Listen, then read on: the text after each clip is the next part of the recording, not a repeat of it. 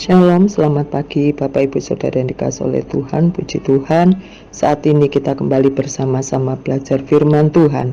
Dan sebelum kita membaca, mari kita berdoa bersama-sama. Terima kasih kepada Tuhan, karena Tuhan selalu memberikan kesempatan kepada kami untuk kami belajar akan firman-Mu, belajar akan kebenaran-Mu, supaya kami bertumbuh, berkembang dalam pengenalan akan kebenaran firman-Mu, menjadikan pribadi yang kuat, pribadi yang tegar dalam mengiring Tuhan. Terima kasih di dalam nama Tuhan Yesus. Haleluya. Amin. Puji Tuhan. Pada saat ini kita akan belajar bersama-sama di dalam Injil Matius 9 ayat yang ke-18 sampai ke 26, dan pada pagi hari ini saya akan memberikan judul yaitu berjuang. Puji Tuhan. Puji Tuhan. Puji Tuhan. Kalau kita berjuang, kita memerlukan tenaga yang ekstra. Kita memerlukan kekuatan untuk mencapai tujuan kita. Bapak Ibu Saudara yang dikasihi oleh Tuhan, bacaan kita terambil di dalam Injil Matius 9. Di dalam perikopnya ayat yang ke-18 mengatakan, anak kepala rumah ibadat perempuan yang sakit pendarahan. Kita akan membaca di dalam ayat yang ke-18, bunyinya demikian. Sementara Yesus berbicara demikian kepada mereka, datanglah seorang kepala rumah ibadat lalu menyembah dia dan berkata, anakku perempuan baru saja meninggal, tetapi datanglah dan letakkanlah tanganmu atasnya, maka ia akan hidup. Lalu Yesus pun bangunlah dan mengikuti orang itu bersama-sama dengan murid-muridnya.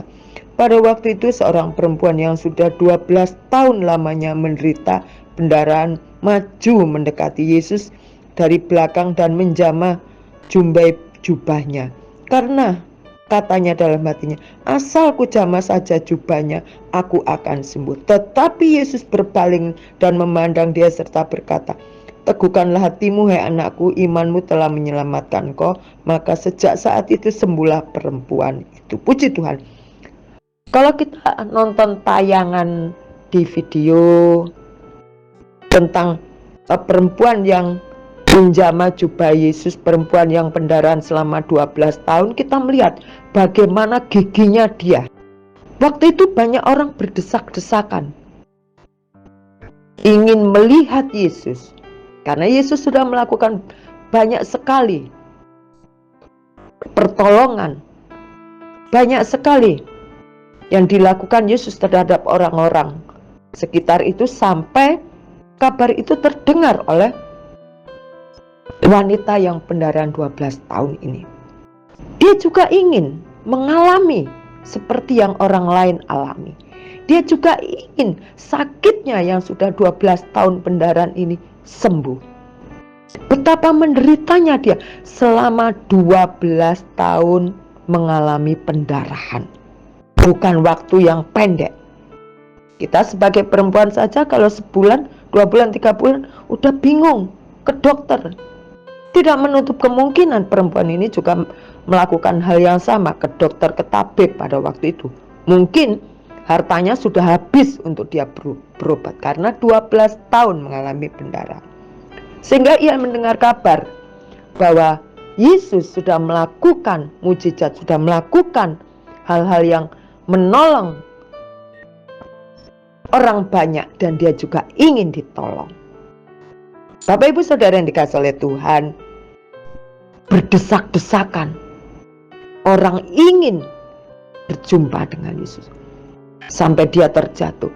Dalam hati perempuan ini, aku hanya ingin menjamah jubahnya yang dibawa. Karena untuk memegang jubahnya itu sangat sulit. Dia harus menerobos maju ke depan. Dia harus melewati barisan orang-orang yang mengerumuni dia. Baju Yesus kan panjang, jubahnya ada seperti apa itu, tali-talinya itu juga. Nah, dengan semangat yang menggelora, dengan semangat antusias yang tinggi, dia paksa untuk menjamah jubahnya. Dia jamah sebentar saja. Lalu Yesus menoleh ke belakang. Ada kuasa yang keluar dari Tuhan Yesus. Lalu Yesus mencari, siapa yang menjamah aku? Murid-murid berkata, tidak ada Tuhan, tidak ada guru, tidak ada yang menjamah engkau. Tapi Yesus tahu kuasa dari tubuhnya keluar. Ada seseorang yang sudah menjamah. Lalu perempuan itu maju ke depan dan mengatakan, ya Tuhan, ya guru, ya Tuhan, aku, karena aku membutuhkan kesembuhan. Selama 12 tahun mengalami sakit pendarahan. Bapak Ibu Saudara yang dikasihi oleh Tuhan, Tuhan Yesus mengatakan, teguhkanlah hatimu hai anakku, imanmu telah menyelamatkan engkau. Puji Tuhan, puji Tuhan, imannya menyelamatkan dia.